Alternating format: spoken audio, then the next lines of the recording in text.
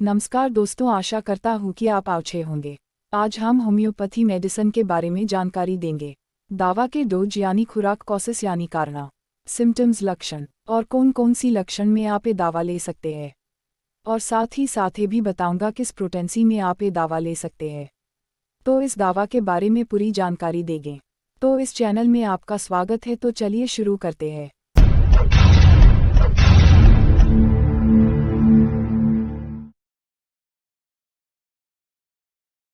तो दोस्तों, video please like करें, और अभी तक अब चैनल को सब्सक्राइब नहीं किया तो प्लीज़ सब्सक्राइब करें और बेल आइकन को दबा दें, ताकि आने वाले सभी वीडियो का नोटिफिकेशन सबसे पहले आपको मिल सके। स्वप्नदोष या वीर्यपात SPERMATORRHOEA।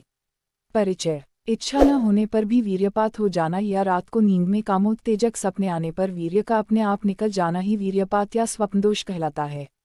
कारण। यह रोग अधिक संभोग करने, हस्तमैथुन करने, सुजाक रोग होने एवं उत्तेजक फिल्में देखने आदि के कारण होता है। बवासीर में कीड़े होने एवं बराबर घुड़सवारी करने के कारण भी यह रोग हो सकता है।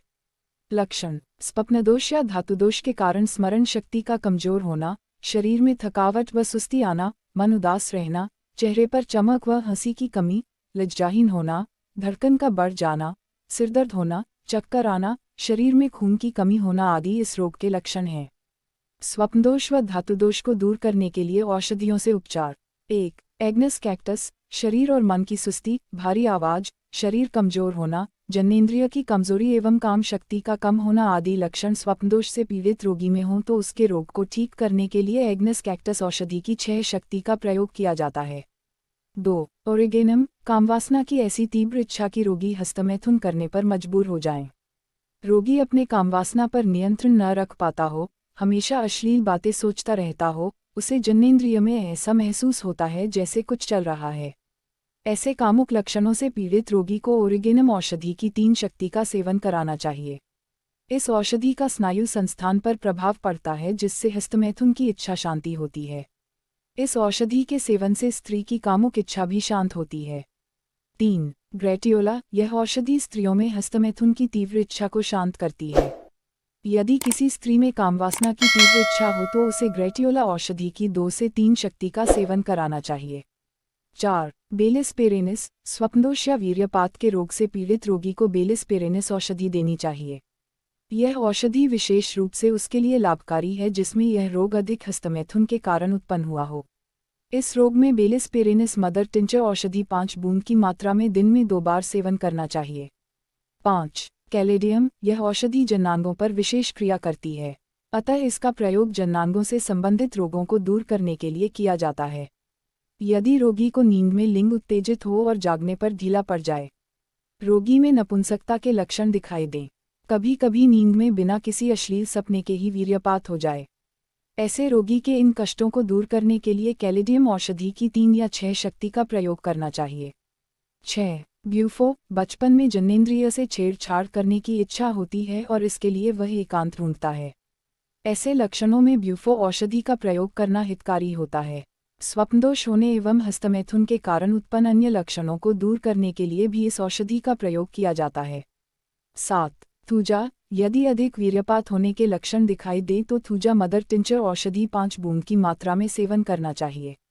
8. पिकरिक एसिड। जननेंद्रिय की जबरदस्त उत्तेजना तथा विषय भोग की अधिक इच्छा होना आदि लक्षणों में रोगी को पिकरिक एसिड औषधि की 6 शक्ति का सेवन कराना चाहिए।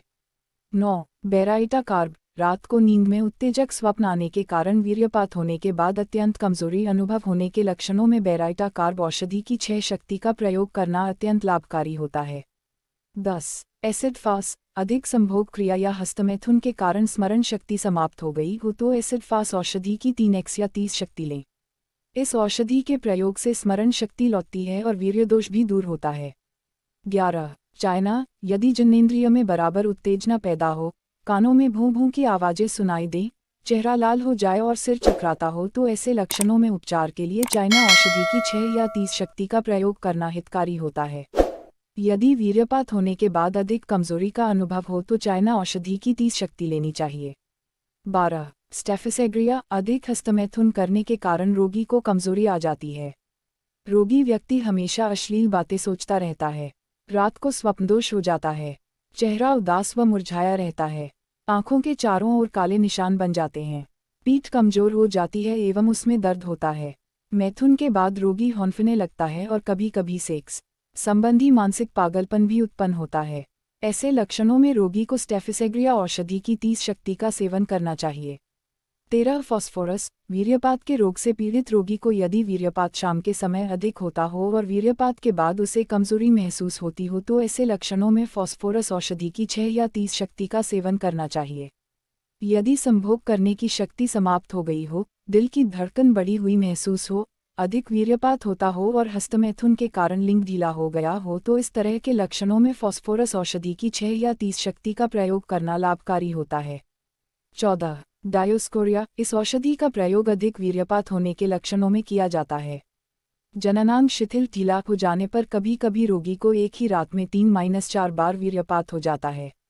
रात को अधिक वीर्यपात होने के कारण रोगी अपने आप को बहुत सुस्त व कमजोर महसूस करता है। रोगी को ऐसा महसूस होता है जैसे कि उसके घुटनों में जान ही नहीं है। ऐसे लक्षणों में रोगी को पहले डायोस्कोरिया औषधि की 12 शक्ति लेनी चाहिए। यदि इससे लाभ न हो तो इसकी 30 शक्ति का सेवन करें। 15. कैंथरस। सुजाक रोग के कारण वीर्यपात होना, पेशाब के साथ बूंद बूंद कर धातु आना और जलन होना और संभोग की तीव्र इच्छा होना आदि ऐसे लक्षणों में कैंथरस औषधि का प्रयोग करने से लाभ मिलता है। इस औषधि का प्रयोग अधिक हस्तमैथुन के कारण उत्पन्न वीर्यपात रोग में किया जाता है। वीर्यपात होने पर इस औषधि की 6 शक्ति का सेवन करना चाहिए। 16. कैल्के कार्ब। यदि मैथुन करने की बहुत अधिक इच्छा होती है परंतु संभोग के समय लिंग में कड़ापन नहीं होता है, संभोग करते समय वीर्यपात हो जाता है और पूरे शरीर में दर्द व कमजोरी महसूस होती है, इस तरह के लक्षणों में कैल्के कार्ब औषधि की 6 शक्ति का प्रयोग करना लाभदायक होता है।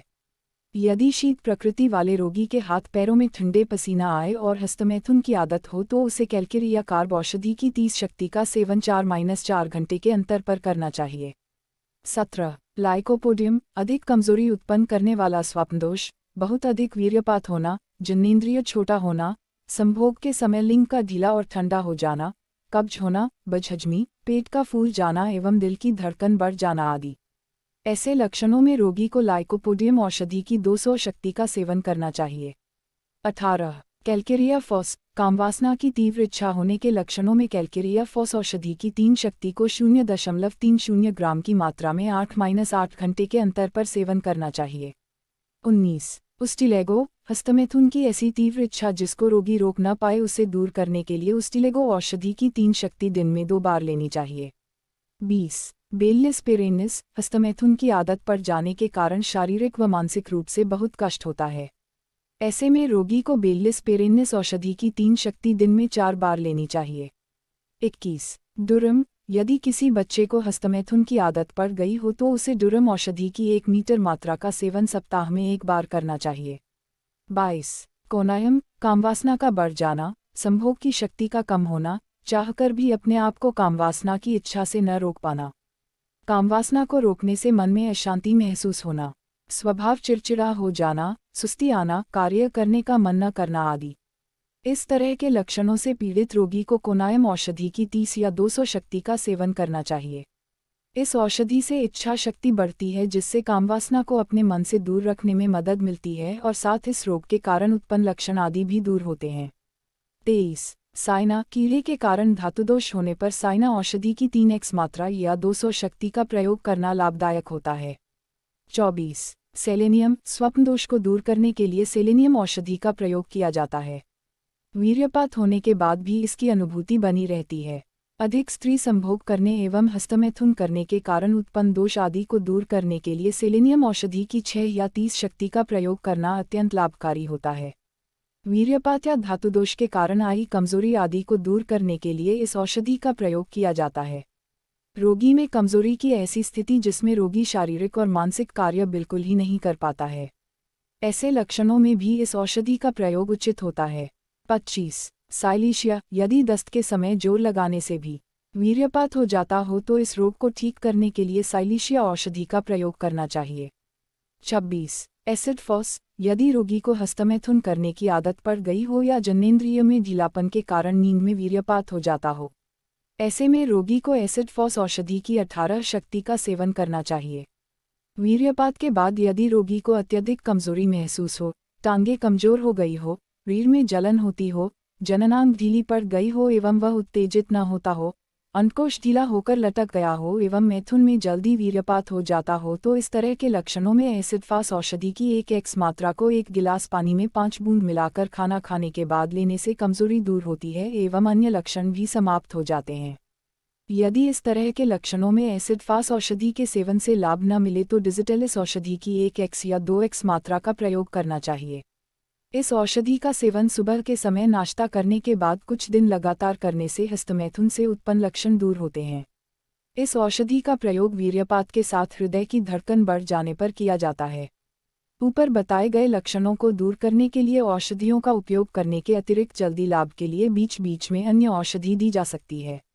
बीच बीच में प्रयोग होने वाली औषधियाँ आरंभ में 3x मात्रा विचूर्ण या 200 शक्ति, प्लाटिला की 6, नक्स वोमिका की 6 या 30, ग्राफाइटिस की 30, सल्फर की 30 से 200 के बीच की शक्ति, बेराइटा कार्प की 6, इग्नेशिया की 6, स्टेफिसेग्रिया की 6, जेल्स की 30, आर्जेंटम की 6, ब्यूफो की 200, पिक्रिक एसिड की 30, कैल्केफास की 12x चूर्ण, सेलेनियम की 30, कैलेडियम की 30, लेकेसिस की 200, लाइको की 200, कोनायम की 30 या नेट्रम की 30 शक्ति आदि।